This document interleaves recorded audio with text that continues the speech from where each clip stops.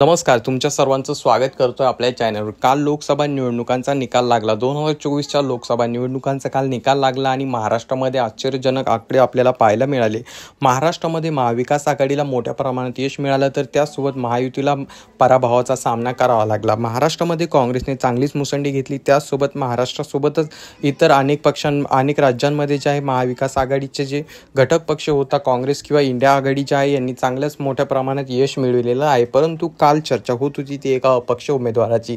सांगलीमधून उभे राहिलेले विशाल पाटील यांची मोठ्या प्रमाणावर काल चर्चा झाली, कारण ते अपक्ष उभे राहून देखील त्यांनी जे आहे भाजप असेल किंवा शिवसेना उद्धव ठाकरे गटाच्या नेत्यांना जे चांगलीच मोठी टक्कर दिली। त्या ठिकाणी त्यांनी जे वन हँड यश निवडून आणलं। त्या ठिकाणी त्यांनी निवडून आल्यानंतर अनेक दिग्गज लोकांचे आभार देखील मानले। त्यामध्ये त्यांनी आदरणीय बाळासाहेब आंबेडकर यांचं स्पेसिफिक नाव घेत त्यांनी आभार मानले। त्यांनी सांगितलं की बाळासाहेब आंबेडकर यांनी मला पाठिंबा दिल्यामुळेच काल मी निवडून येऊ शकलो, अशा प्रकारचं वक्तव्य त्यांनी केलं। त्यासोबत त्यांनी जे जवळपास 5 लाखांच्या आसपास मते मिळवलेली आहे आणि त्यांना जे यश मिळाले ते जवळपास 1 लाखांच्या मतांनी त्यांनी लीड घेत त्या ठिकाणावरून बाजी मारलेली आहे। विशाल पाटील यांचे जे पिता आहेत ते महाराष्ट्राचे माजी मुख्यमंत्री देखील राहिलेले आहेत, परंतु त्यांना वंचित बहुजन आघाडीचा पाठिंबा मिळाला। त्या ठिकाणी वंचित बहुजन आघाडीचे आदरणीय बाळासाहेब आंबेडकर यांनी सभा देखील घेतल्या त्यांच्यासाठी आणि त्यांचाच परिणाम म्हणून त्यांना भरपूर त्या ठिकाणी मते पाहायला मिळाली आणि त्यांचं जे सीट आहे अपक्ष सीट ते काल निवडून आलेलं आहे।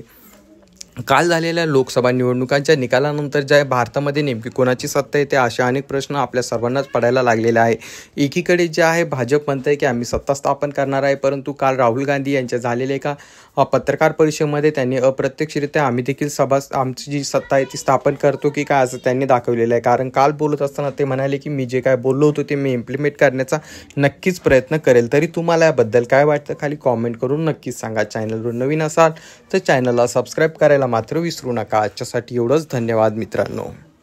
खास करून काही लोकांचे आभार मला मानावे लागणार, ते मी मानलेच पाहिजेत। बाळासाहेब आंबेडकरांनी मला पाठिंबा दिला, एक मोठा निर्णय त्यांनी घेतला आणि त्या निर्णयामुळे मी या ठिकाणी मला एवढं चांगलं मताधिक्य मिळालं। ते या ठिकाणी पिछाडीवर आहेत हे मला दुःख होते, पण संविधानाचा रक्षक म्हणून मी त्या ठिकाणी जातो ह्याचा मला अभिमान आहे। ते काम